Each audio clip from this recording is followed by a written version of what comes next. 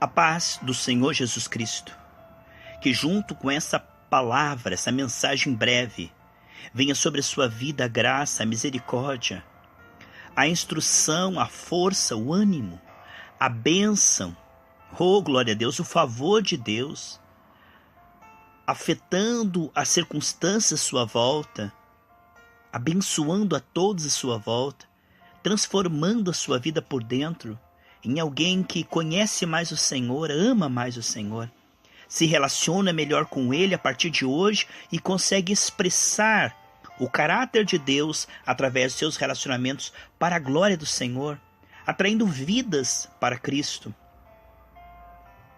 Bendito é o nome do Senhor. A minha Bíblia está aqui aberta no Salmo 62, versículo 2, diz assim: o salmista aqui está falando de Deus, o nosso Senhor. Só Ele é minha rocha e a minha salvação. É a minha defesa, não serei grandemente abalado. Como é importante entendermos o que Cristo fez na cruz do Calvário. Amados, como é importante receber revelação do Espírito Santo dia a dia, para que a nossa fé seja bíblica e revelada. Uma fé que vem pela comunhão com o Senhor e não uma fé religiosa, acadêmica, mental. Oh Deus poderoso! Como precisamos receber revelação do Senhor através da nossa comunhão diária com Ele. Cada dia uma oportunidade disto, meus irmãos. Quando compreendemos que Jesus na cruz do Calvário nos justificou diante do Pai, nos perdoou todos os nossos delitos, cancelou tudo aquilo que era contrário às nossas dívidas. Ele nos fez justiças de Deus.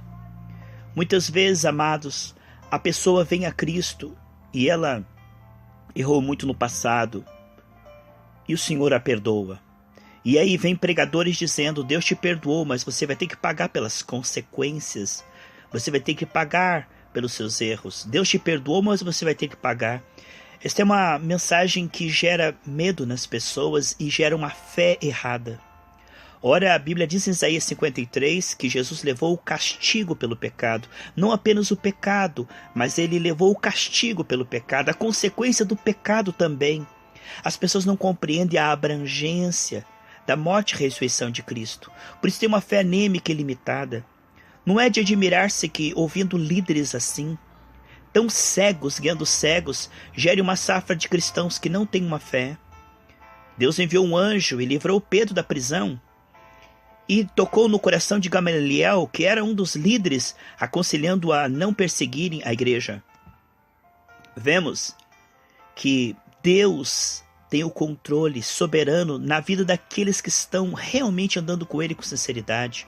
A Bíblia diz no Salmo 91, 1000 cairão ao teu lado, 10.000 à tua direita, mas tu não serás atingido. Há uma exceção: aqueles que estão guardados debaixo do sangue de Jesus estão sob a administração de Deus. A Bíblia diz em 1 João capítulo 5 que o diabo não tocará aquele que é do Senhor. Mas eles dizem: Faraó é quem decide. Ora, sabemos, irmãos, que todo o poder nos céus e na terra foi dado ao Senhor. As pessoas não compreendem a soberania de Deus na vida daqueles que se entregam a Ele. Deus pode, em comum acordo com a pessoa, decidir que ela vá até a cadeia e lá cumpra o que ela deve à justiça e lá evangelize, mas aí ela tem paz. A pessoa é preparada, a pessoa aceita e vai com alegria. Mas Deus jamais vai lançar o crente e ser abalado. Quantas pessoas que, ao se voltarem a Cristo, Cristo não somente as perdoou, mas Cristo, como já pagou pelos crimes passados das pessoas, faz com que papéis sumam, mudam parecer de juiz, advogado. Deus se torna advogado daqueles que se arrependem. Ele não somente perdoa, mas ele passa a ser advogado daquela pessoa. Ele passa a mover os corações e decidir. O Senhor Jesus passa a decidir o destino daquela pessoa. Ninguém vai decidir o destino de uma pessoa que está em Cristo. Não é César, não é Nero, não é Nabucodonosor. Só o que Deus permitir te tocará. Como o diabo, para tocar em Jó, teve que ter a permissão do Senhor. E antes disso, Jó teve medo. Jó 3,25, ele permitiu, por isso o Senhor permitiu. E aí o relacionamento de Jó, que era baseado no medo, no final lá, no capítulo 42, ele dizia, eu só te conhecia de ouvir falar, né? Meu relacionamento era frio, distante, agora os meus olhos te veem. Deus jamais enviará tempestade, mas Deus vem com a tempestade que veio contra nós para nos defender e nos dar livramento sempre, vez após vez. Deus transforma tudo aquilo que fizeram contra José em bênção. Eles intentaram para o mal, mas todas as coisas cooperam para o bem na vida daqueles que amam o Senhor. Nada, absolutamente nada acontecerá por acaso. Não estamos entregues ao acaso. Tudo somente pela permissão soberana de Deus. Estamos andando com Ele embaixo do sangue de Jesus, dia a dia. Hoje vemos pessoas que geram essa ideia. Deus perdoa, mas tem que pagar. Não viu que Davi, Deus perdoou, mas ele teve que pagar com 4 filhos? Veio a consequência existe. Irmãos, não há consequência, porque se houve consequência, o sacrifício de Cristo é imperfeito. Se há consequência para o pecado confessado, em 1 Coríntios 11:31, diz que quando nós confessamos não é mais computado. Se há consequência do pecado, então Jesus não fez uma obra completa. Então você está diminuindo a obra de Cristo. Ah, mas você sabe que Davi teve que pagar. Ele, com a boca dele ele falou que pague 4 vezes mais aquilo que ele fez. Foi ele que deu o veredito para Natã.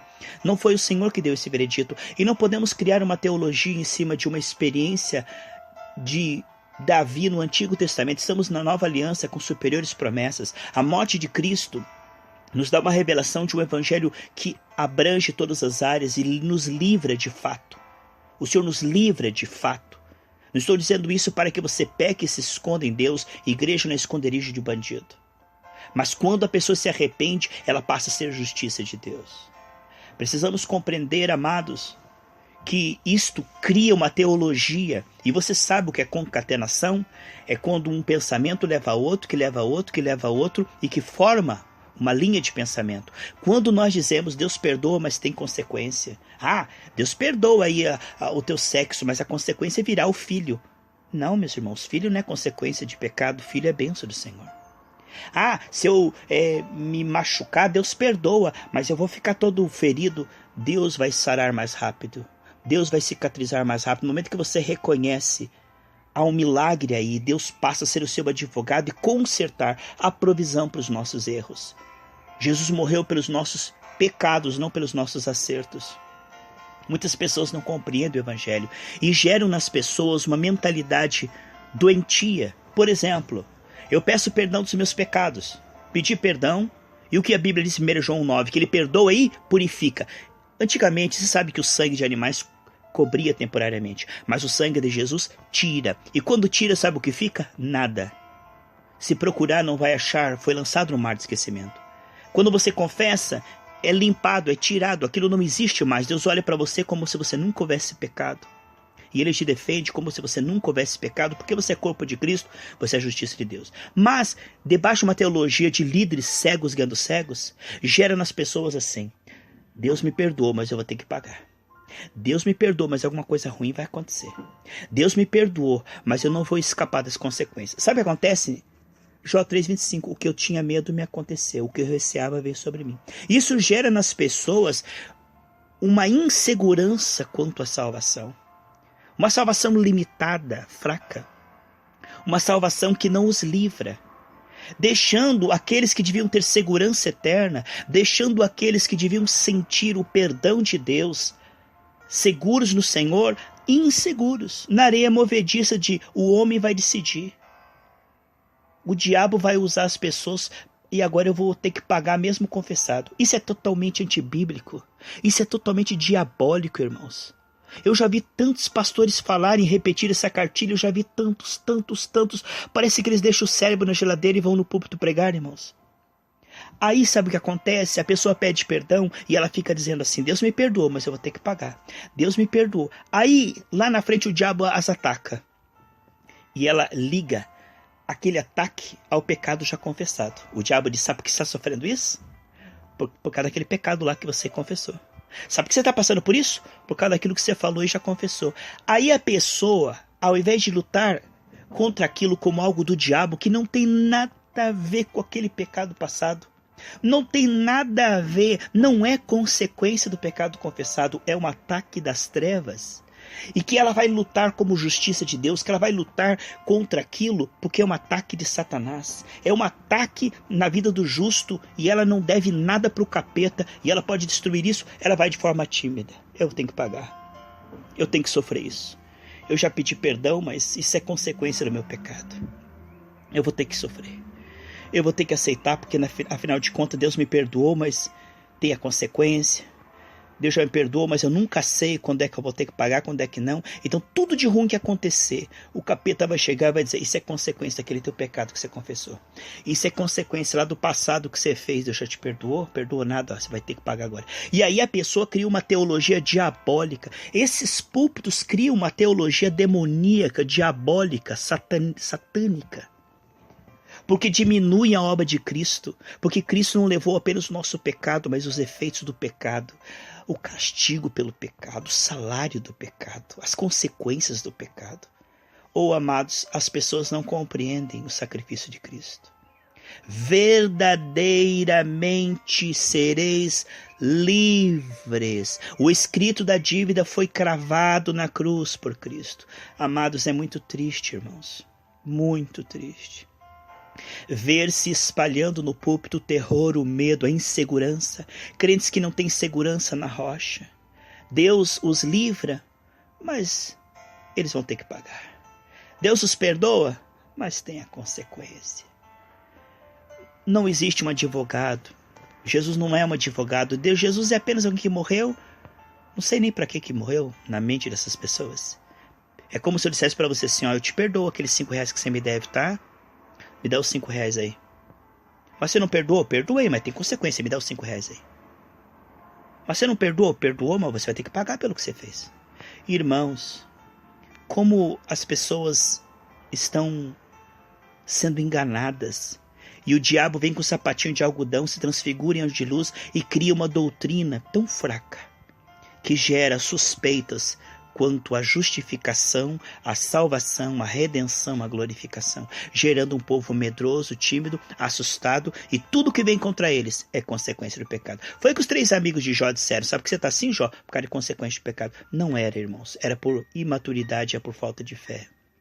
Por incredulidade, por falta de... Porque Jó era justo, era temente, né? Mas ele não era perfeito. O único perfeito é Jesus. Então ele foi aperfeiçoado e Deus devolveu tudo para ele. Daniel não foi para a cova dos leões por causa de pecado. José não foi para a prisão por causa de pecado. Depois de uma obediência, muitas vezes passa uma luta e o diabo diz é por causa do pecado lá no passado.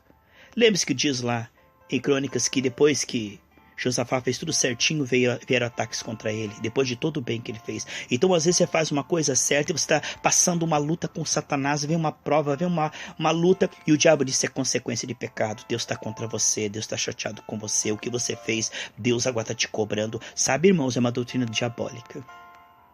E muitas vezes não é pecado, muitas vezes é falta de compreensão da abrangência da graça, falta de compreensão do que temos em Cristo, a autoridade que temos em Cristo. Meninice mesmo. Sabe, amados, em Gálatas capítulo 3, do 1 ao 3, fala sobre isso. Que eles receberam pela fé a salvação, mas tentaram se santificar pelo esforço, pela culpa, por tentar trabalhar para Deus para serem aceitos, por darem sacrifícios para, quem sabe, Deus se tornar favorável. E eles estavam trocando a fé por obras. Queridos, nesse dia, vamos avançar pela fé? Diga assim, Deus, o Senhor me tira no ponto A para o ponto B. Eu prefiro a fé do que o esforço na carne.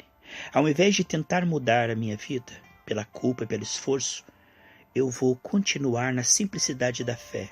Como diz 2 Coríntios capítulo 11, que a serpente enganou Adão, ele quer separar você da simplicidade do evangelho. Fique na simplicidade. Não foi pela fé que você foi salvo, agora pela fé você é perdoado, pela fé você é santificado, pela fé você é aperfeiçoado. Então diga assim, Senhor, eu decido agora em Cristo crer que o Senhor me tira do ponto A para o ponto B. O Senhor me pega de onde eu estou e me faz avançar. Pela fé o Senhor faz isso. O Senhor faz. É o Senhor que faz. E gera em mim o querer efetuar. O Salmo 84, 7 diz que é de glória em glória. Amém, amados? E em Romanos 1,17 diz que é de fé em fé. E 2 Coríntios 3, do 16 ao 18, diz que nós estamos sendo aperfeiçoados também de glória em glória. O Salmo 84 diz que é de força em força. Veja, de força em força, de glória em glória, de fé em fé. Então, o Senhor não nos conduz para trás, mas sim para frente. Ele está nos fazendo a frutificar mais. Ele diz, a árvore que dá fruto, eu trabalho para que dê mais fruto. O Senhor está nos conduzindo mansamente às águas tranquilas, não para o deserto das aflições e derrotas. A bênção do Senhor não acrescenta dores. Muitas vezes nós passamos aflição, sim, mas isso não vem de Deus. Deus é quem nos consola. Sabe, amados, o que vemos é que o Senhor diz na palavra do avanço, do progresso. Como diz Provérbios 4,18, que a luz do justo vai brilhando mais e mais até esse dia perfeito. O Senhor começou em você a boa obra e Ele está aperfeiçoando para que você chegue à maturidade, como diz Romanos 8,29, que é a semelhança com Cristo. Deus não está fazendo você retroceder, piorar, ficar parado, mas o plano de Deus, que Ele começou sozinho e concluirá sozinho, gerando o querer efetuar, né? Ele que nos ensina a cooperar, mas não temos mérito nisso. Então, aquilo que Deus começou, Ele fará hoje, olha, através da sua fé. Não requer suor nem culpa, mas sim fé. Misture a palavra com fé, não com culpa, não com esforço. Esses púlpitos satânicos aí estão gerando culpa nas pessoas e esforço carnal para ter mérito diante de Deus. Você já é agradável a Deus em Cristo, diz Efésios 6. Então, esses púlpitos dizem que para você ser agradável a Deus tem que fazer isso, aquilo,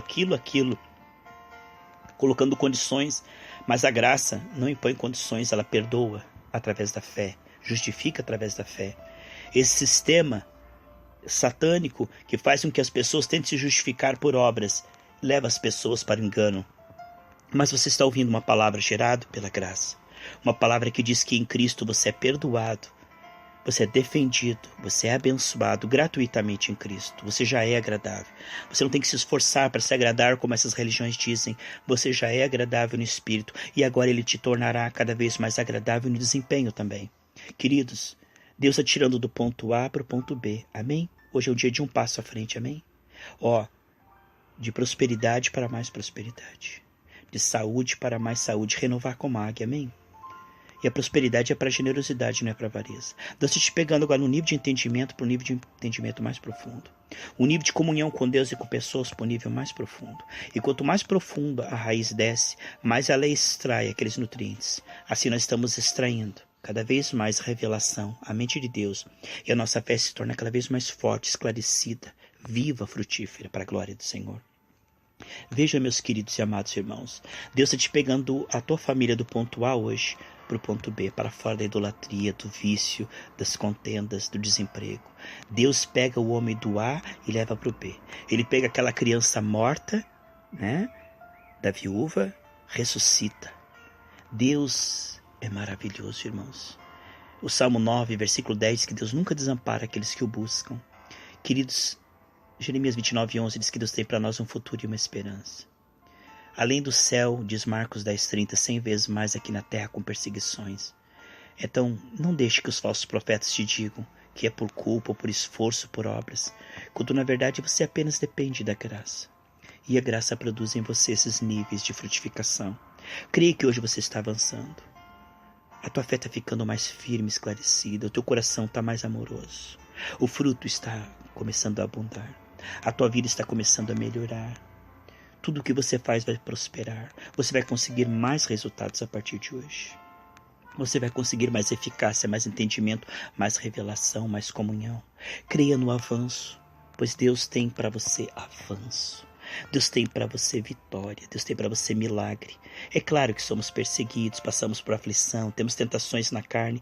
Esse mundo é um vale de lágrimas. Deus tem preparado novos céus e nova terra. Mas mesmo assim Ele diz que você passará tudo isso com paz, com alegria, com amor e te conduzirá em triunfo sempre, em tudo mais que vencedor. Creia que Deus é maior que as tuas aflições, fraquezas, que Deus é maior que as suas lutas. Ele é capaz de, não importa a luta que você está passando, te pegar do ponto A e facilmente te levar para o ponto B. Assim como Deus tirou aquele povo do Egito e levou para a terra prometida, Deus é poderoso de tirar de desemprego para sobrar dinheiro para a generosidade, de tirar dessa cama de hospital, de tirar desse leito, para ir lá e orar por enfermos e ter uma vida saudável também, vida longa e saudável. Deus é capaz de tirar a tua família da idolatria, das doenças, dos vícios, das confusões, para uma casa que é um pedacinho do céu. Deus é capaz, creia, queridos. Deus é capaz, Deus é soberano. A tua vida está na mão de Deus e não na mão do acaso.